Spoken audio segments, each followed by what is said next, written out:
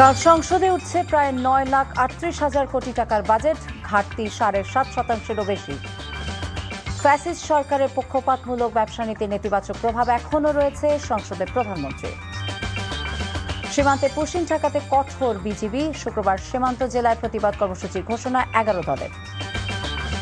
কাল পর্দা উঠছে বহুল প্রতীক্ষিত ফুটবল বিশ্বকাপের, উদ্বোধনী অনুষ্ঠানে মঞ্চ মাতাবেন শাকিরা।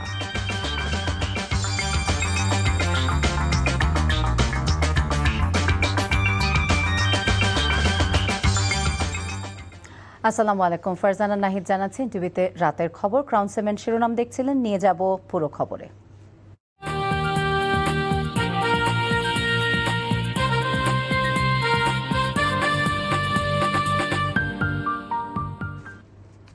প্রায় 2.5 লাখ কোটি টাকার বিশাল ঘাটতির সঙ্গী করে আগামীকাল জাতীয় সংসদে উত্থাপন হতে যাচ্ছে 2026-27 অর্থ বছরের বাজেট।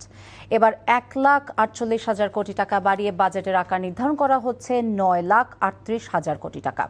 রাজস্ব আয়ের লক্ষ্য 6,95,000 কোটি। আগামী অর্থ বছরে প্রস্তাবিত বাজেটের সম্ভাব্য নানা দিক তুলে ধরছেন সেলিম মালিক। এমন এক সময়ে বাজেট ঘোষণা করতে যাচ্ছে বিএনপি সরকার, যখন মধ্যপ্রাচ্যের যুদ্ধের কারণে জ্বালানির দাম বৃদ্ধিতে সংকটে দেশের সামষ্টিক অর্থনীতি। বাজারে প্রায় 9.5% মূল্যস্ফীতিতে নাবিশ্বাস ছুটছে নিম্ন ও মধ্যবিত্তের। রেমিটেন্সের উপর ভর করে কেন্দ্রীয় ব্যাংকের রিজার্ভ $30 বিলিয়ন ছাড়ালেও ডলারের দাম 122 টাকার ওপরে। এমন বাস্তবতায় চলতি অর্থ বছরের তুলনায় 1,48,000 কোটি টাকা বাড়িয়ে 9,38,000 কোটি টাকার বাজেট ঘোষণা করবেন অর্থমন্ত্রী আমির খসরু মাহমুদ চৌধুরী। 9,30,000 কোটি টাকা তো আমার জোগাড় করতে হবে। সেখানে আমরা 6,95,000 কোটি টাকার রাজস্ব আদায়ের লক্ষ্য নির্ধারণ করেছি। 4,50,000 কোটি টাকা রাজস্ব আদায় বাংলাদেশে অতীতে হয় নাই, বলার অপেক্ষা রাখে না যে এটা অলমোস্ট অসম্ভব একটা লক্ষ্য। স্বাধীন বাংলার 55তম এ বাজেটের জিডিপির প্রবৃদ্ধি 1% বাড়ানোর পরিকল্পনা করছে সরকার। প্রবৃদ্ধির লক্ষ্য নির্ধারণ করা হচ্ছে 6.5%। বাজেটে ঘাটতি কমাতে চলতি অর্থ বছরে বড় ধরনের কাটছাঁট করা হলেও আগামী অর্থ বছরে বার্ষিক উন্নয়ন কর্মসূচি এডিবিতে বরাদ্দ বাড়ছে প্রায় 34%। উন্নয়ন খাতে খরচের টার্গেট করা হচ্ছে 3 লাখ কোটি টাকা। চলতি অর্থ বছরের প্রথম 10 মাসে এনবিআর এর রাজস্ব ঘাটতি প্রায় 1,05,000 কোটি টাকার। এমন বাস্তবতায় আরও 21% বাড়িয়ে এনবিআরকে রাজস্ব আয়ের টার্গেট দেওয়া হচ্ছে 6,04,000 কোটি টাকা। তারপরও বাজেট ঘাটতির পরিমাণ দাঁড়াবে বিশাল আকারের। ঘাটতির পরিমাণ 2,43,000 কোটি টাকা, যা চলতি অর্থ বছরের তুলনায় 7.5% বেশি। রাজস্ব কোষাগারে ওই পুরো টাকাটা জমা হচ্ছে না। এর একটা বড় অংশ মাঝপথে তৃতীয় পক্ষ নিয়ে চলে যায়। এইটাকে যদি আমি ক্যাপচার করতে পারি, তাহলে তো আমার ট্যাক্স রেটও বাড়াতে হয় না, ইভেন বেসও বাড়াতে হয় না। মানে যে টাকাটা আমি দিচ্ছি সেটাই কোষাগারে যাতে পৌঁছাতে পারে, ওই পথটা মানে এখানে যে এক্সিট যেগুলো আছে ওগুলিকে বন্ধ করা। ঘাটতি পূরণে এবারও দেশি উৎসের পাশাপাশি বড় অঙ্কের বিদেশি ঋণের ওপর নির্ভর করতে হচ্ছে সরকারকে। এবার দেশের ব্যাংক, সঞ্চয়পত্র এবং অন্যান্য খাত থেকে 1,35,000 কোটি টাকা ঋণ নেওয়ার পরিকল্পনা করছেন অর্থমন্ত্রী। আর বিদেশি উৎসের মধ্যে জাপান, এডিপি, ওপেক এবং অন্যান্য সংস্থা থেকে ঋণ নেওয়া হবে আরও 1,16,000 কোটি টাকা। অস্থিতিশীল অর্থনীতি আর বাজারে পণ্যের লাগামহীন দাম, এমন বাস্তবতায় আগামী অর্থ বছরে মূল্যস্ফীতি কমানোর সাহস দেখাতে পারছে না নতুন সরকার। চলতি অর্থ বছরের তুলনায় 1% বাড়িয়ে মূল্যস্ফীতির লক্ষ্য নির্ধারণ করা হচ্ছে 7.5%। অর্থাৎ বাজারে দামের চাপ আরও 1 বছর সহ্য করতে হবে সাধারণ মানুষকে। সামষ্টিক অর্থনীতির গভীর সংকটের এই সময়ে প্রতিশ্রুতির নতুন মোড়ক নিয়ে আবার আসছে নতুন একটা বাজেট। তবে হিসাবের বড় কোনো চমক নয়। সাধারণ মানুষ অপেক্ষা করছে তাদের জীবনযাত্রার ব্যয় কমার। বাজেটের বিশাল অঙ্ক কি শেষ পর্যন্ত নিম্নবিত্তের পকেটের ক্ষত সারাতে পারবে, নাকি নীতি নির্ধারকদের হিসাবের খাতা আরও ভারী করবে? সেটা এখন সবচেয়ে বড় প্রশ্ন। সেলিম মালিক, এনটিভি নিউজ, ঢাকা। প্রধানমন্ত্রী তারেক রহমান বলেছেন, এবারের বাজেট হবে ব্যবসা বান্ধব, যার মাধ্যমে সৃষ্টি হবে কর্মসংস্থান। এরই মধ্যে দেশি বিদেশি বিনিয়োগ আকৃষ্ট করতে নেওয়া হয়েছে নানা পদক্ষেপ। সংসদের বাজেট অধিবেশনের সাপ্তাহিক প্রশ্নোত্তরে এসব কথা বলেন সংসদ নেতা। ফ্যাসিস্ট সরকারের পক্ষপাতমূলক ব্যবসা নীতির রেশ বয়ে বেড়াতে হচ্ছে জানিয়ে তিনি বলেন, বর্তমান সরকারের নেওয়া বিভিন্ন পদক্ষেপের প্রভাব বাজারে পড়তে কিছুটা সময় লাগবে। খান আলামিনের রিপোর্ট। বাজেটের আকার থেকে শুরু করে নানাবিধ তথ্য এখন সবার কাছে উন্মুক্ত। এই বাজেট দেশের ভঙ্গুর অর্থনীতিকে কতটা সুসংহত করবে, বাজারকে করবে কতটা স্থিতিশীল, এমন নানান প্রশ্ন প্রধানমন্ত্রীর উদ্দেশ্য করেছেন সংসদ সদস্যরা। মন্ত্রী সাহেব এবং প্রতিমন্ত্রী উভয়কেই জাতীয় সংসদে তাদের বিভিন্ন প্রশ্নের উত্তর দেন সংসদ নেতা তারেক রহমান। বলেন, স্বৈরাচার পতনের পর উন্মোচিত হয়েছে দুর্নীতি ও অর্থ পাচারের মাধ্যমে দেশকে কিভাবে ধ্বংস করা হয়েছে। ভঙ্গুর অর্থনীতিকে সুসংহত করতে বাজেটকে ব্যবসা বান্ধব করার কথা জানান প্রধানমন্ত্রী। বলেন, এর মাধ্যমে সৃষ্টি হবে কর্মসংস্থান। দেশে যারা ব্যবসায়ী আছেন তাদেরকে, সেটি বিভিন্ন ধরনের ব্যবসায়ী হতে পারেন, ট্রেডারও হতে পারেন, অথবা ইন্ডাস্ট্রিয়ালিস্টও হতে পারেন, যেই হন না কেন প্রত্যেকের জন্য এমন সুবিধা তৈরি করা যেখানে মাননীয় স্পিকার তারা সুন্দরভাবে ব্যবসা করতে পারে, কর্মসংস্থানের ব্যবস্থা করতে পারে। সেইভাবেই আমরা চেষ্টা করছি এবারকার বাজেটটি তৈরি করতে। স্থবিরতা কাটাতে দেশি বিদেশি বিনিয়োগকারীদের আকৃষ্ট করে এমন নানা পদক্ষেপের কথা তুলে ধরেন প্রধানমন্ত্রী। বিনিয়োগ বান্ধব পরিবেশ তৈরির জন্য রফতানি নীতি হালনাগাদ করা হয়েছে এবং আমদানি নীতি আদেশ 2026 থেকে 29 হালনাগাদকরণ কার্যক্রম প্রক্রিয়াধীন রয়েছে, যাতে করে বিদেশি বিনিয়োগকারীরা সহজে এদেশে ব্যবসা বাণিজ্য শুরু করতে পারে। তিনি বলেন, বিগত ফ্যাসিস্ট সরকার ব্যবসা খাতে যেসব খারাপ নীতি গ্রহণ করেছে তার প্রভাব এখনও রয়ে গেছে। তা থেকে উত্তরণে বর্তমান সরকার বেশ কিছু নীতি গ্রহণ করেছে। ইকোনমি এমন একটি বিষয়, এটি আপনি আজকে করলে আগামীকাল কি আপনি এটা রেজাল্ট পাবেন না, সেটি ভালো হোক বা খারাপ হোক যেটি। সেই জন্য এটি আপনি যেমন খারাপ পলিসির কারণে এটা স্পিল ওভার ইফেক্ট যেরকম আস্তে আস্তে আমাদের কাঁধে এসে পড়েছে, ঠিক একইভাবে এই জিনিসগুলোকে কারেক্ট করে নিয়ে আমরা যেই বর্তমান সরকার যে পদক্ষেপগুলো নিচ্ছে, এটার স্পিল ওভার ইফেক্ট বা এটার একটা পজিটিভ রেজাল্ট পেতেও মাননীয় সংসদ সদস্য কিছু সময় আমাদের জন্য অপেক্ষা করতে হবে। নির্বাচনী ইশতেহার বাস্তবায়নে এরই মধ্যে সরকারের অগ্রগতি তুলে ধরেন তারেক রহমান। আগামী অর্থ বছরের মধ্যে সেই লক্ষ্যমাত্রা কোথায় নিয়ে যেতে চান তাও তুলে ধরেন তিনি। খান আলামিন, এনটিভি নিউজ, ঢাকা। বিভিন্ন সময় সশস্ত্র বাহিনীর ঐক্য নষ্ট করতে অপতৎপরতা চলেছে জানিয়ে প্রধানমন্ত্রী তারেক রহমান বলেছেন, এখন সুযোগ এসেছে ফ্যাসিবাদ মুক্ত পরিবেশে নিজেদের সম্মান প্রতিষ্ঠা করার। আন্তর্জাতিক জাতিসংঘ শান্তিরক্ষী দিবসে ঢাকা সেনানিবাসে আয়োজিত অনুষ্ঠানে তিনি কথা বলেন। সেনাপ্রধান জানান, হাইতিতে গঠিত গ্যাং সেপারেশন ফোর্সে যোগ দেবে বাংলাদেশ। হাসান মাহমুদের রিপোর্ট। যুদ্ধ যখন ধ্বংস ডেকে আনে আর সংঘাত যখন শান্তির সুবাতাস রুদ্ধ করে, তখন শান্তি ফেরাতে দেশে দেশে কাজ করে জাতিসংঘ শান্তিরক্ষী মিশন, যাতে 1988 সাল থেকে যুক্ত রয়েছে লাল সবুজের বাংলাদেশ। শান্তিরক্ষী মিশনে অংশগ্রহণকারীদের অবদান, সাহস ও আত্মত্যাগকে সম্মান জানাতে অনুষ্ঠিত শান্তিরক্ষী দিবসের অনুষ্ঠানে প্রধানমন্ত্রী তারেক রহমান কৃতজ্ঞ চিত্তে সেসব যোদ্ধাদের স্মরণ করেন। সারা বিশ্বের সেই সব সাহসী শান্তিরক্ষীদের গভীর শ্রদ্ধার সঙ্গে স্মরণ করছে।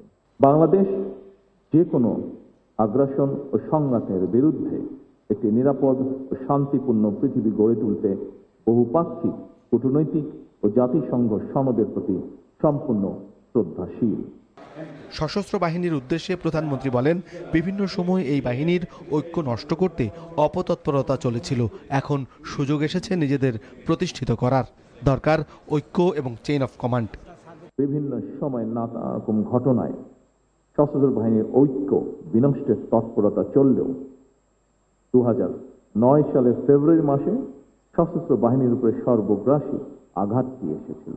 অতীত থেকে শিক্ষা নিয়ে ফ্যাসিবাদ মুক্ত বাংলাদেশে বর্তমানে প্রতিটি রাষ্ট্র এবং সাংবিধানিক প্রতিষ্ঠানের সামনে স্বমহিমায় নিজেদেরকে প্রতিষ্ঠিত করার সুযোগ সৃষ্টি হয়েছে।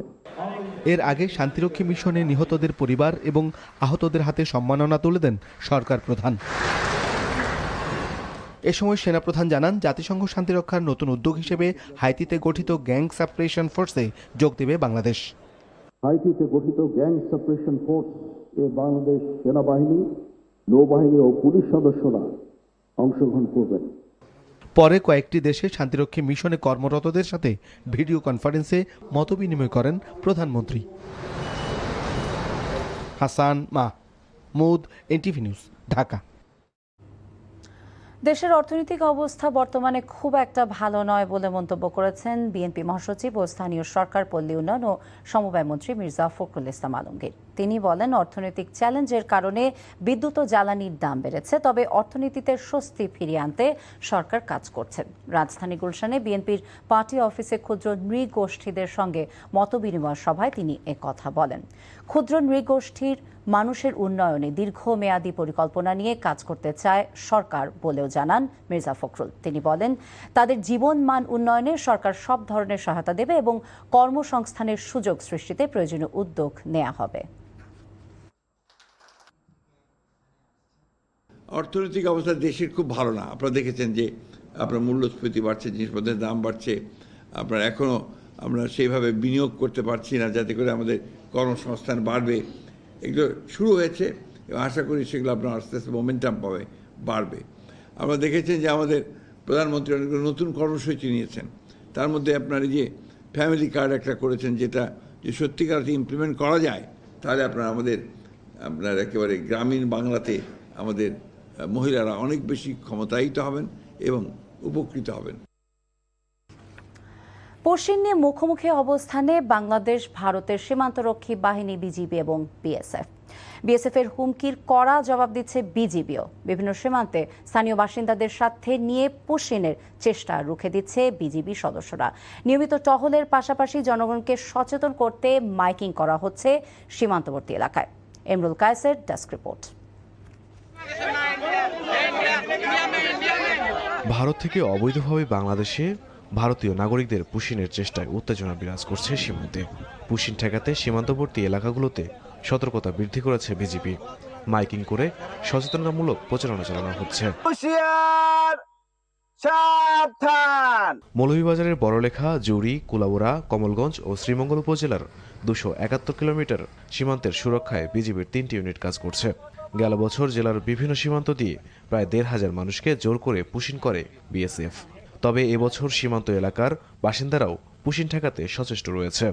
আমরা এই বর্ডারে দিদিলা পোস্টিং না করতে পারেন, আমরা বিডিআরের লোকের সহযোগিতা করবো। যুবক ভাইয়েরা এবং ওনাদের সাথে 2 জন করে বিজিবি সহ আমরা যেভাবে ওনারা দিক নির্দেশ দিচ্ছেন সেইভাবে আমরা কাজ করে যাচ্ছি। পুশিনের আলামত সৃষ্টি হবে, সেখানেই আমরা প্রতিরোধ করব এবং সাথে সাথে বিজিবি ভাইদেরকে আমরা জানাবো। সীমান্তে যে কোনো ধরনের অনুপ্রবেশ প্রতিহত করতে সর্বোচ্চ সতর্ক অবস্থানে রয়েছে BGB. Night vision, binocular, thermal drone ও উন্নত প্রযুক্তি ব্যবহার করে নজরদারি বৃদ্ধি করা হয়েছে। আমরা আমাদের টহল জোরদার করেছি, আমাদের ভিজিলেন্স এবং সার্ভেলেন্স, গোয়েন্দা নজরদারি এগুলো বৃদ্ধি করেছি। আমরা রাতে নাইট ভিশন ইউজ করা থেকে শুরু করে দিনে ড্রোন, যে কোনো রকম ইলিগাল এন্ট্রি, পুশিন এগুলো প্রতিহত করার জন্য প্রস্তুত রয়েছি। পুশিন ঠেকানো সহ দেশের সার্বভৌমত্ব ও সীমান্তের নিরাপত্তা নিশ্চিতে বিজিবি সদস্যদের পাশাপাশি আনসার সদস্যরাও কাজ করছে। Emrul Kayes, NTV news desk. বাংলাদেশে পুশিন এবং সীমান্ত হত্যার প্রতিবাদে শুক্রবার দেশের সীমান্তবর্তী সব জেলা এবং গুরুত্বপূর্ণ পয়েন্টে প্রতিবাদ সমাবেশ করবে 11 দলীয় ঐক্যজোট। এছাড়া সারা দেশে খুন, ধর্ষণ এবং আইন শৃঙ্খলা পরিস্থিতির অবনতির প্রতিবাদে আগামী 15 জুন রাজধানীর শাহবাগে হাদি চত্বরে প্রতিবাদ এবং বিক্ষোভ সমাবেশ করা হবে। দুপুরে 11 দলীয় ঐক্যজোটের উদ্যোগে আয়োজিত সংবাদ সম্মেলনে এসব কর্মসূচির ঘোষণা দেন জোটের প্রধান সমন্বয়ক এবং জামায়াতের সহকারী সেক্রেটারি জেনারেল হামিদুর রহমান আজাদ। তিনি বলেন, সীমান্তে গত 3 মাসে 50-এরও অধিক পুশিনের চেষ্টা করেছে ভারত। এছাড়া গেল 100 দিনে 19 জন নিরীহ বাংলাদেশিকে হত্যা করেছে দেশটি। বাংলাদেশ সরকার এ ব্যাপারে যথাযথ পদক্ষেপ নিতে ব্যর্থ হয়েছে অভিযোগ করে জামায়াতের এই নেতা বলেন, স্বরাষ্ট্রমন্ত্রীর সীমান্ত হত্যা নিয়ে সাম্প্রতিক বক্তব্য জাতীয় নীতির সঙ্গে সাংঘর্ষিক। এছাড়া সরকার অতীতের ফ্যাসিবাদী কায়দায় দেশ পরিচালনা করছে বলে অভিযোগ করেন তিনি। গুলি করে হত্যা, এটা মানবাধিকারের সুস্পষ্ট লঙ্ঘন। একই সাথে আমরা বলতে চাই, এটা বাংলাদেশের সার্বভৌমত্বের প্রতি চরম আঘাত। সেই ধরনের মানবাধিকার বিরোধী একটি কাজকে, দেশের স্বাধীনতার সার্বভৌমত্ব একটি কাজকে সমর্থন যোগাতে পারে এমন একটি বক্তব্য দেয়া আমাদের অতীতের জাতীয় পলিসি এবং নীতির সাথে সংঘর্ষী। পরিবেশ সুরক্ষায় বৈজ্ঞানিক উপায় খুঁজতে শিক্ষার্থীদের ভূমিকা রাখার আহ্বান জানিয়েছেন জিয়াউর রহমান ফাউন্ডেশনের vice chairman doctor Zubaida Rahman.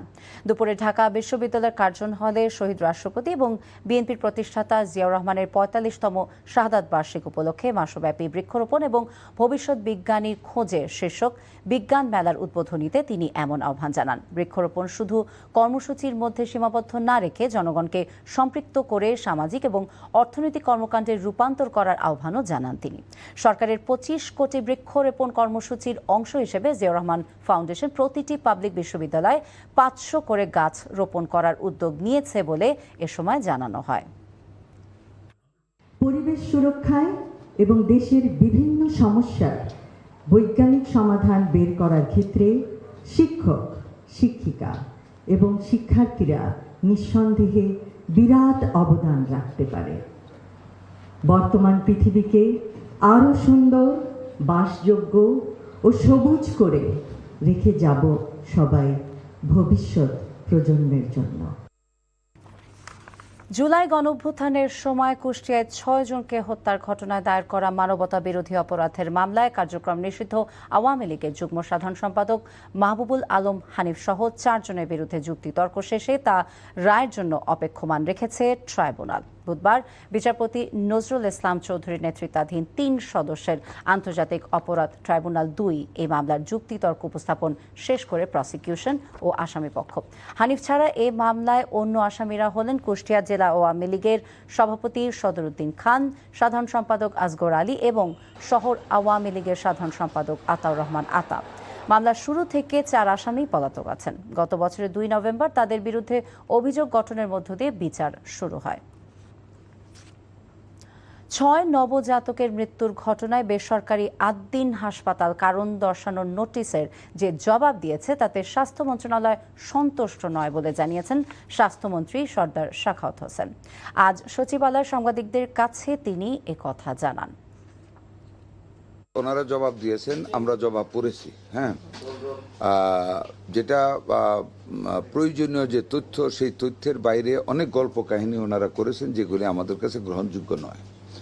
আমরা আজকে সংসদের ফাঁকে মিটিংয়ে বসে আমরা কি করতে যাচ্ছি সেটা আমরা সিদ্ধান্ত গ্রহণ করে আপনাদেরকে জানাবো। ইসলামী ব্যাংকের চেয়ারম্যানের পদত্যাগ সহ ৭ দফা দাবিতে অর্থমন্ত্রীর কাছে স্মারকলিপি দিয়েছে ব্যাংকটির একদল গ্রাহক। বুধবার রাজধানীতে কর্মসূচি পালন করে তারা বর্তমান পর্ষদ পুনর্গঠন এবং অভিযোগের তদন্তের দাবি জানান। সকাল ১১টায় ইসলামী ব্যাংক টাওয়ারের সামনে অবস্থান কর্মসূচি শুরু করেন আন্দোলনকারী গ্রাহকেরা। পরে সচিবালয় অভিমুখে যাত্রা করলে পল্টন এলাকায় পুলিশ তাদের বাধা দেয়।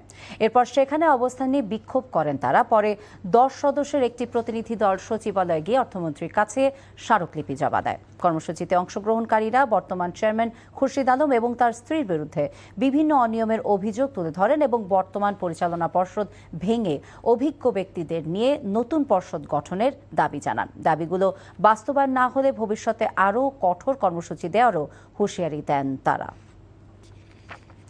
মৌসুমি ফল আমের স্বাদ এবং আনন্দ সবার কাছে পৌঁছে দিতে বিশেষ উদ্যোগ নিয়েছে স্বপ্ন।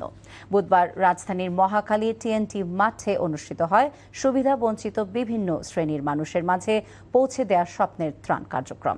সমাজের বিভিন্ন স্তরের মানুষের মাঝে মৌসুমি আনন্দ ছড়িয়ে দেওয়াই এই উদ্যোগের মূল লক্ষ্য।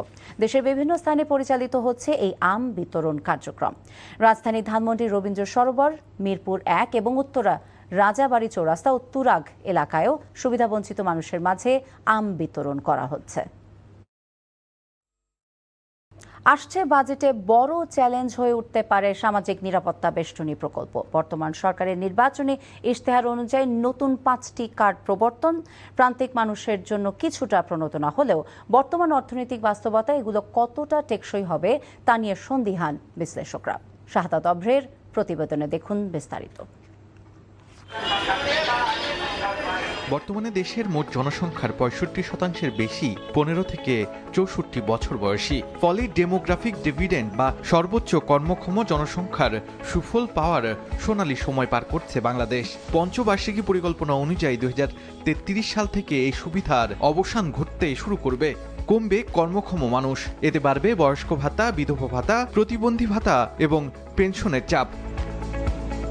চলতি অর্থবছরে সামাজিক নিরাপত্তা বেষ্টনীতে বরাদ্দ ছিল 1,16,731 কোটি টাকা, আর আসছে অর্থবছরে তা 14,000 কোটি টাকা বাড়বে।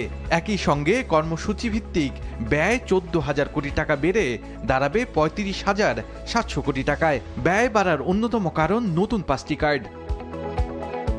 গত 17 বছরে নানা অনিয়ম আর লুটপাটের কবলে অর্থনীতি যখন ত্রাহি অবস্থা, তখন শুধু ফ্যামিলি কার্ডেই ব্যয় ধরা হয়েছে 60,000 কোটি টাকা। প্রক্রিয়াধীন রয়েছে কৃষক কার্ড, স্বাস্থ্য কার্ড, জ্বালানি কার্ড এবং প্রবাসী কার্ড। নিম্ন আয়ের মানুষের জন্য সরাসরি সুবিধা এনে দেওয়া এসব প্রকল্প চাপে পড়া অর্থনীতি কতটা হজম করতে পারবে তা নিয়ে সন্দিহান বোদ্ধামহল। বিশ্লেষকরা বলছেন, দরিদ্র জনগোষ্ঠীর জন্য এসব কার্ডকে আশীর্বাদে পরিণত করতে সত্যিকারের অসহায় মানুষদেরই এই সুবিধার আওতায় আনতে হবে। মহিলাদের জন্য যদি আমি 2,500 টাকা মাসে দেই, এটা খুব বিশাল অ্যামাউন্ট না, কিন্তু এর ফলে সমাজ কিছুটা পাবে। বাছাই যখন করা হবে যাকে দেব, সেজন্য আগে গরিব লোকটা হয়, এটা হচ্ছে মূলত। এবং এটা যদি হয়ে থাকে, আমি এটার মনে করি যে এটার সামাজিক বেনিফিট অনেক বেশি। এতগুলো বড় কর্মসূচি একযোগে বাস্তবায়ন করতে, প্রযুক্তি ও প্রশাসনিক দক্ষতা নিশ্চিত করতে কার্ডের সংখ্যা কমিয়ে শক্তিশালী ডিজিটাল ডেটাবেস তৈরির পরামর্শ দিয়েছেন তারা। সমস্ত আদার সোশ্যাল প্রোটেকশন যেগুলো পারিবারিক কার্ডের সাথে সমন্বিত হবে, একত্রিত হবে, সেগুলাকে বাতিল করুন। বাতিল করে একটা স্ট্রং ডাটাবেস তৈরি করুন, যেটা দিয়ে আপনি শুরু করতে পারেন, যেটা দিয়ে আপনি সামনে কতজন বাদ পড়বে আর কতজন থাকবে সেটা নির্ধারণ করতে পারেন। নগদ সহায়তার পাশাপাশি কর্মসংস্থানমুখী প্রশিক্ষণ ও দক্ষতা উন্নয়নের বিনিয়োগ বাড়ানোর উপর জোর দিয়েছেন অর্থনীতিবিদরা। সরকার যে সমস্ত প্রতিশ্রুতি দিয়েছে মানুষকে, তার উপরে নজর দিয়ে যেটা করা উদ্দেশ্য হবে যে 4 বছরের মাথায় যেন এই প্রতিশ্রুতির ফলাফল মানুষ দেখতে পায়। যদি না দেখাতে পারে, মানুষ বলবে তুমি আমাকে এত কষ্ট কেন দিলা। সুতরাং সরকারের সেদিকেই নজর দেওয়া উচিত। প্রত্যেকটা রাজনৈতিক সরকার শুধুমাত্র নিজেদের কথা ভাবছে, কিন্তু রাষ্ট্রের আয় বাড়ানোর কথা ভাবে নাই। কারণ ঋণ করলে তারা তাদের ভোগ সুন্দর রাখতে পারে, কিন্তু রাষ্ট্রের জনগণের বোঝা বাড়ে। বিশ্লেষকদের মতে এসব খাতে বড় বরাদ্দের সুফল সঠিকভাবে প্রান্তিক জনগোষ্ঠীর কাছে সরাসরি পৌঁছানো সরকারের সর্বোচ্চ অগ্রাধিকার হওয়া উচিত। শাহাদাত অভ্র, এনটিভি নিউজ, ঢাকা। অসুস্থ স্বাস্থ্য খাতকে সবল করতে শুধু বরাদ্দ বাড়ালেই হবে না, বরাদ্দকৃত অর্থ কার্যকরভাবে ব্যয় হচ্ছে কিনা সেটিও নিশ্চিত করতে হবে। কাঙ্ক্ষিত সুফল পেতে প্রাতিষ্ঠানিক সংস্কার এবং চিকিৎসকদের প্রশিক্ষণও জরুরি। আরও জানাচ্ছেন ওবায়দুল্লাহ মামুন। 4 মাস ধরে জাতীয় ক্যান্সার হাসপাতালে ক্যামো নিচ্ছেন ক্যান্সার আক্রান্ত কুষ্টিয়ার দিনমজুর মিরাজ মণ্ডল। ক্যামোর সিরিয়াল পেতে 2 দিন আগে থেকেই স্ত্রী আর শিশু সন্তানকে নিয়ে তাকে রাত কাটাতে হয় হাসপাতালের বারান্দায়। দেয়ার ডেট ছিল 26 তারিখে, দিনে আমি আসি ঘুরে গেছি, আমার বাস ভাড়া লস 2500 টাকা। তারা আবার শনিবারে বলেছে, গরিব মানুষ বিদ ভাঙতি তাপ করি আছে, টাকা লাগে শুনি সরকারি, কই সরকারি থেকে কিছু দেয় না, আমাদের তো দেয় না। এটি অনেকাংশে বাংলাদেশের স্বাস্থ্য খাতের প্রকৃত চিত্র। কোথাও কর্তৃপক্ষ সেবা দিতে অক্ষম, কোথাও বা রাষ্ট্রীয় অক্ষমতার কারণে সেবা থেকে বঞ্চিত লাখো মানুষ। পরিসংখ্যান বলছে, প্রতি বছর স্বাস্থ্য খাতে যে বাজেট দেওয়া হয় তা ঠিকমতো ব্যয় করতে পারে না মন্ত্রণালয়। তাই বরাদ্দ বাড়ানোর পাশাপাশি জনকল্যাণে তা কাজে লাগানোর সক্ষমতা অর্জন এবং চিকিৎসকদের প্রশিক্ষণের তাগিদ দিয়েছেন স্বাস্থ্য বিশেষজ্ঞরা। এই বাজেটটা অপ্রতুল, এই ব্যাপারে আমার কোনো দ্বিমত নাই যে বাজেট বাড়াতে হবে। কারণ আমাদের এই বাজেটটা দক্ষিণ পূর্ব এশিয়ার দেশগুলির মধ্যে সবচেয়ে কম বাজেট। সুতরাং বাজেট অবশ্যই বৃদ্ধি করতে হবে, এবং সেইটা কোন খাতে ব্যয় করলে জনগণ উপকৃত হবে এটা যেমন লক্ষ্য রাখতে হবে। আরেকটা লক্ষ্য রাখতে হবে যে এই বাজেট ব্যয়ে যাতে কোনো দুর্নীতি না হয়। রাষ্ট্রের যে প্রবলেমগুলো আছে, ফান্ড ডিসবার্সমেন্ট থেকে শুরু করে যে সমস্ত অফিসগুলো, সাপোর্ট অফিসগুলো তার দরকার হবে গভর্নমেন্টের বিভিন্ন পর্যায় থেকে, সেই সাপোর্ট অফিসের যে সহযোগিতা সেটাও অনেক সময় পায় না। ফলে এই বাজেট বাস্তবায়নে দেরি হয়। নাম সর্বস্ব মেডিকেল কলেজের পরিবর্তে তৃণমূলে স্বাস্থ্যসেবা পৌঁছে দিতে উপজেলা পর্যায়ে আইসিইউ সহ 101 শয্যা বিশিষ্ট হাসপাতাল স্থাপনের পরামর্শ তাদের। নিয়ত মেডিকেল কলেজ খুলে যাচ্ছেন আপনি, ডাক্তার সেখান থেকে বেরোচ্ছে, কিন্তু তাদের যে কর্মসংস্থান হবে কোথায় হবে?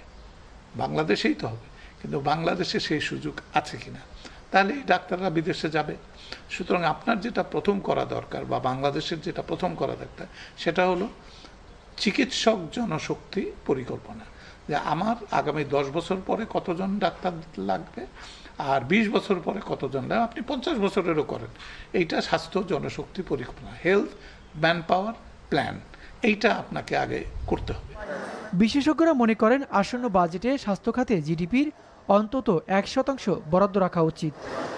Obaidullah Mamun, NTV news, Dhaka. এই ছিল রাতের খবরে। এই খবরের ভিডিও আপডেট জানতে ভিজিট করুন এনটিভি অনলাইন www.ntvbd.com। এছাড়া এনটিভি জনপ্রিয় সব অনুষ্ঠান এবং খবরের আপডেট জানতে ভিজিট করুন আমাদের ইউটিউব এবং ভেরিফাইড ফেসবুক পেজ। রাত 1টায় মধ্যরাতের খবর দেখার আমন্ত্রণ রইল। সবাইকে ধন্যবাদ। শুভরাত্রি।